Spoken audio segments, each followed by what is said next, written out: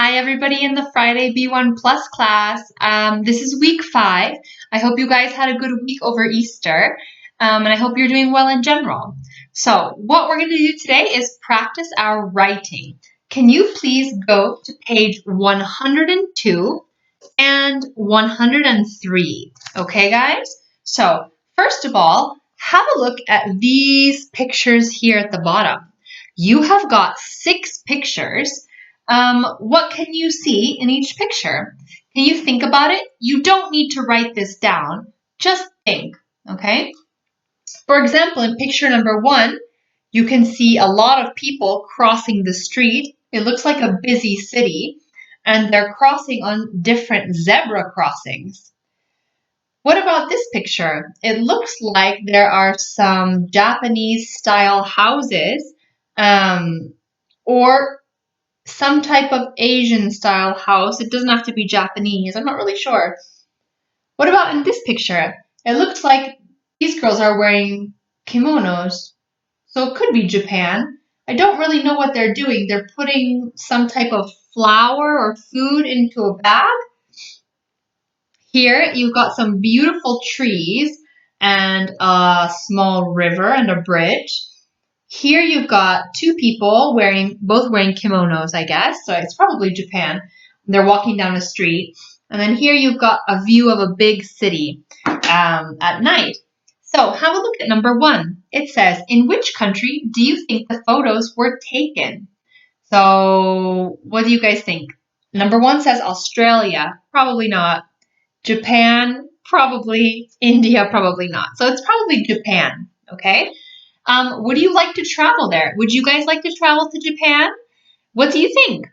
Why or why not? So you don't need to write this down. Just think about it, okay? I will tell you when something is homework. This is not homework. It's just for you to think. Would you like to travel to Japan? Why or why not? And what about the other 2 countries, Australia and India? Would you like to travel there? Think about why or why not. In number 2, you've got a small email from Victor, okay? So read the email below. Choose the things you might include in your reply, okay? So this is an email from Victor to you.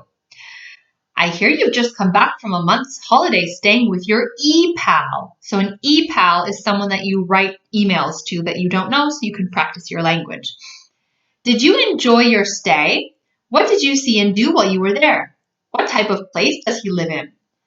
Write and tell me all about it. Bye for now, Victor. Okay, so what are the questions that Victor asks? What do you need to reply to? It says, did you enjoy your stay? That's one question. What did you see and do while you were there? Next question. What type of place does he live in? You've got 3 obligatory questions that you need to respond to in this email that you're going to write, okay? So this is just an example. Have a look here. You have an example of a reply from a girl called Amelia who took these photos, okay? It says, hi, Victor. Thanks for your email. It was great to hear from you. Well, my flight to Tokyo was excellent, though a bit long and tiring, and Haruto and his parents were waiting for me at the airport. They live in another part of Japan, but they wanted to show me Tokyo first, so we went sightseeing for a few days. It was amazing to visit such a huge city with so many people. They also took me to see a traditional Japanese castle in Matsumoto, which was over 400 years old. It was brilliant. Haruka was really kind to me and wanted to make my trip memorable. So we traveled to Kyoto City to a traditional festival which takes place every July. His mum lent me a yukata, which is a summer kimono, and lots of people were wearing them. That was the best day ever. The whole holiday was fantastic, and I had a great time. I spent a month there, and it went by extremely quickly. Check out the photos I uploaded recently. They're great, aren't they? If I could, I'd go back there tomorrow. Write again soon, Amelia. So what do you notice about Amelia's reply? She has a small greeting. Hi, Victor. She has 1 line of an introduction. Thanks for your email. It was great to hear from you. And she has 3 paragraphs. She's got 1 talking about sightseeing, another one talking about different traditions, and the last one is kind of a summary of her trip. Then she has a small line, write again soon, and then her name. When you write an email, you need to follow this exact structure if you want a good mark. Don't do anything different. Follow this structure, okay? So in number 3, it says, read or reply to the email in example 2. Find examples of these things. So use of multiple exclamation marks. Where can we find exclamation marks? Here at the end, do you see after people? You can see here, it was brilliant. You can see one here, that was the best day ever. You can see a lot more. Look at the photo, check out the photos I uploaded recently. If I could go back, I'd go there tomorrow. So we use exclamation marks to make something sound more exciting or that we're happy to do this thing. What about number 2? Phrasal verbs and informal vocabulary. So if you receive a letter from a friend, your reply is not formal. It's informal. It's relaxed, okay? You're writing to a friend. So, informal vocabulary. Hi, thanks, okay? Well, maybe. Phrasal verbs, waiting for me.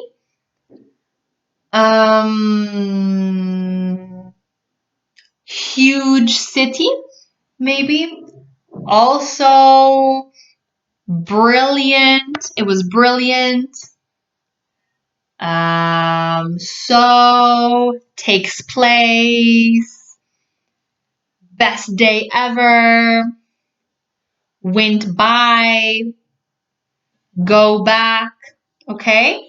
Those are examples of informal vocabulary or phrasal verbs. Phrasal verbs are already informal, so they're a good idea to use when you write a reply to a letter. Informal connectors. Well, also, so, probably, okay? Question tags. Look at this. They're great, aren't they? You ask a question to the reader, okay? They're great, aren't they? It's not really a question that Victor needs to respond to. It's just like a rhetorical question, okay? You just need to think about it, okay? Yeah, they are great. Okay, and a simple sentence structure. So you don't use complex sentences. You can use basic, simple sentences. Okay, guys? So what I'd like you to do now is have a look at number 4. What is the exact structure of this email, this reply?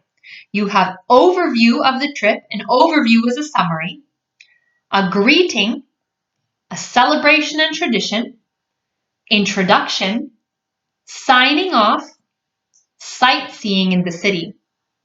Okay, I want you guys to pause the video and put the correct number next to the correct part of the text. Okay, so pause the video, put the correct number next to the correct part in the text. Okay, so let's see. Here in the beginning, letter A, where it says, "Hi, Victor," that's an example of a greeting, number 2. So A is number 2. B, thanks for your email. It was great to hear from you. This is an example of an introduction. So you've got greeting and then introduction. Paragraph C is an example of 6, sightseeing in the city. Paragraph D is an example of celebration and tradition, number 3. Paragraph E is an example of an overview of a trip, so number 1. And F, write again soon. This is an example of signing off. So when you guys write your letter, it needs to be in this same structure. If you forget the introduction or the greeting or the signing off, you are not going to get a very good mark. You need to remember all of the elements, okay? Have a look at number 5 here, okay? Complete these comments with the correct form of go have, or spend. So pause the video now and do number 5. Remember, it can be in the past tense, the present, the he, she, it version. Have a think and write the correct version of go, have, or spend in number 5. Okay, now that you've finished, here are the correct answers. Let me see if you can see that. Here are the correct answers for number 5. So number 1 is had, 2 is spends, 3 is went, 4 had, and 5 go. Okay, those are the answers for number 5. Now, have a look here where it says useful language. This is a really good tip for when you're writing. Starting in an informal email. You have various ways to start. You can say thanks for your email. It was really good to get your email. It was great to hear from you or hear your news.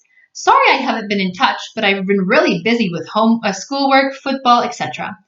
How are you? I haven't heard from you in a while. Please, please, please, when you write your letter, use one of these, okay? So have a look at number 6. Read the useful language and use the phrases to complete these opening sentences for an email. So pause the video, and for number 6, complete these sentences with one of these beginnings to create opening sentences for the email. Pause the video and complete number 6. Okay? Now that you've paused the video and you're finished, we're going to do the answers together. Okay? So here are the answers for number 6. Okay? Over here. Not this. This was from before. Okay? Have a look here. You could say for number 1, sorry I haven't been in touch, but I haven't been very well. What about 2? 2, you can say it was really good to get your email, or it was great to hear from you or hear your news. That's another option. Number 3 can be thanks for your email. I'm glad school is going well.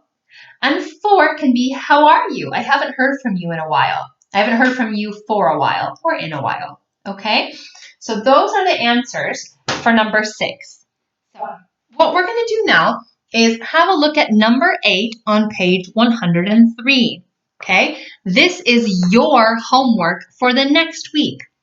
You have received part of an email from an English-speaking friend. Okay? Find the questions you must answer and decide on the place you want to write about. So this is your homework. Listen, and I can tell you the instructions, and then you can do it. Okay? So, this is from Spiros, your friend Spiros. Okay? Have you been anywhere nice recently? I'm doing a project about great places to see and visit, so I'd love to hear about somewhere you think is really special. How long did you spend there? What did you see? And why do you think it's a special place?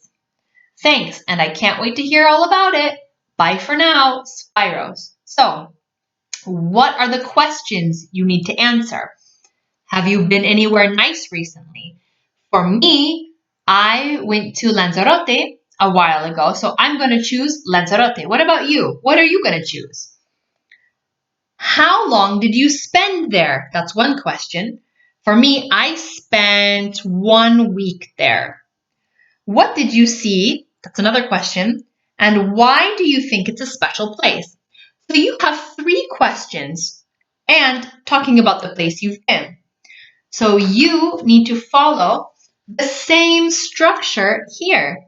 Talk about how long you spent there, what different things you did there, why is it a special place? Follow this structure, but answer these 3 questions, okay?